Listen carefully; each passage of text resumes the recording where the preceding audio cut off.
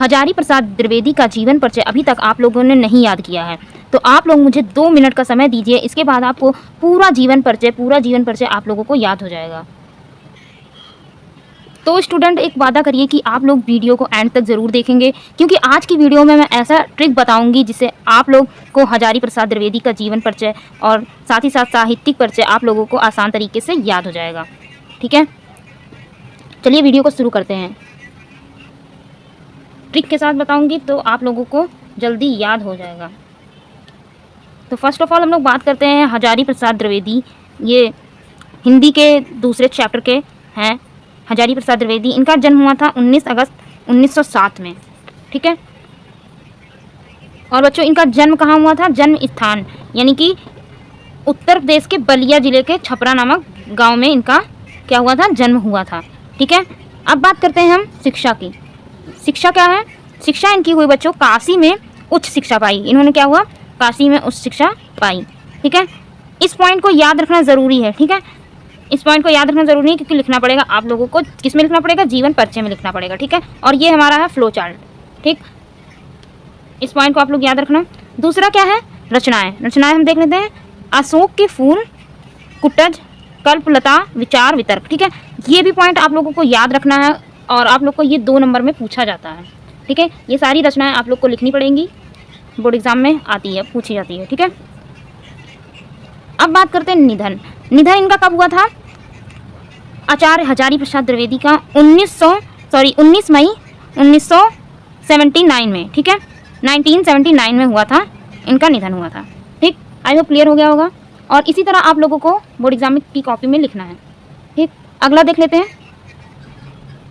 तो बच्चों हम बात करते हैं जीवन परिचय। जीवन परिचय किनके बारे में? आचार्य हजारी प्रसाद द्विवेदी के बारे में। ठीक है, पहले हम पढ़ लेते हैं। आचार्य हजारी प्रसाद द्विवेदी का जन्म 19 अगस्त 1907 को बलिया जिले के दुबे का छपरा गांव में हुआ था। अब हम इसे याद करते हैं। आचार्य हजारी प्रसाद का जन्म कहाँ हुआ था? जन्म कहाँ हुआ था? बलिया जिले। गांव क्या नाम था? छपरा। ठीक है, गांव का नाम था, देख सकते हैं। उनके पिता का नाम क्या था? अनमोल द्विवेदी, और उन्होंने संस्कृत और ज्योतिष का अध्ययन किया। ठीक है, बाद में शांति निकेतन में हिंदी के क्या हो गए? अध्यापक हो गए। ठीक है, अगला क्या है? यह निबंधकार थे, आलोचक और उपन्यासकार और साहित्यिक इतिहास थे, साहित्यकार थे। निधन 19 मई 1979 ईस्वी को हुआ। ठीक है, यहाँ तक इनका क्या है? जीवन परिचय है।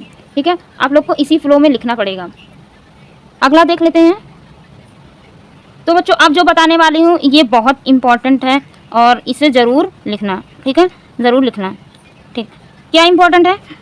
साहित्यिक योगदान यानी कि साहित्यिक परिचय। साहित्यिक परिचय बहुत इंपॉर्टेंट है, जो कि बोर्ड एग्जाम में पूछा जाता है, और जीवन परिचय साहित्यिक परिचय दोनों साथ में लिखा जाता है। देख लेते हैं। हजारी प्रसाद द्विवेदी जी ने हिंदी साहित्य को समृद्ध बनाने में महत्वपूर्ण क्या दिया? योगदान दिया।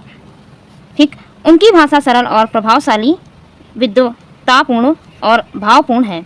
उनकी रचनाओं में भारतीय संस्कृति, परंपरा और मानवता की सुंदर झलक है। ठीक है, आई होप क्लियर हो गया होगा। ठीक, अब हम बात करते हैं। मैंने आपसे शुरू में बोला था कि मैं आपको एक ट्रिक बताऊंगी जिससे आप लोगों को पूरा याद हो जाएगा। तो ट्रिक वो क्या है देख लेते हैं। आप लोगों को सिंपल ऐसे याद करना है। जन्म स्थान, शिक्षा, भाषा और मृत्यु। इसको इसी फ्लो में आप लोग याद कर लीजिए तो आप लोगों को पूरा याद हो जाएगा फ्लो चार्ट बनाने में। ठीक है, फ्लो चार्ट बनाने में आप लोग को हेल्प होगी। ठीक, देख लेते हैं रचनाएं। तो हम बात करते हैं प्रमुख रचनाएं। अशोक के फूल, कुटज, विचार और वितर्क, कल्पलता, आलोक पर्व। ठीक, ये काफ़ी इम्पॉर्टेंट है और आप लोग को ये रचनाएं लिखनी होंगी।